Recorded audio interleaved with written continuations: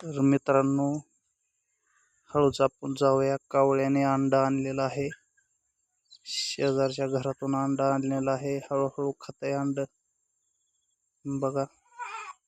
Zoom करून आपण बघूया. जवळ गेल्यात नंतर उडून जाण्याची शक्यता आहे, त्याच्यामुळे आपण लांबूनच बघूया. रोज एक अंडा आणतंय. तर बघा, ह्या कालवडाने कावळ्याला हाकलून लावलेला आहे.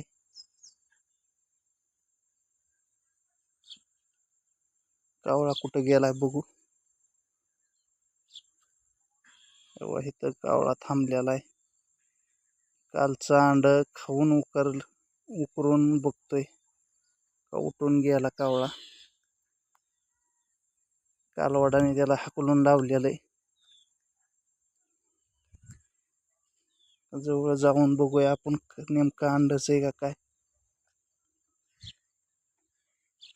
बघा कालवड किती जागरूक आहे.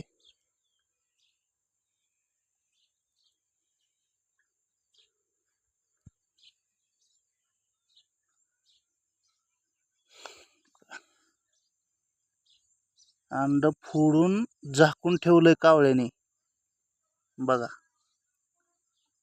शेणकुटाने अंड फोडलं होतं आणि फोडल्यानंतर कालवड आलतं. कालवड आल्यानंतर शेणकूट टाकला आणि झाकून वर पळून गेलाय कावळा. किती कावळा किती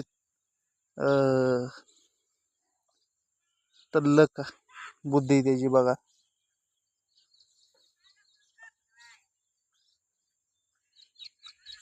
बघा कसं झाकून ठेवलंय शेणकुटाने अंड.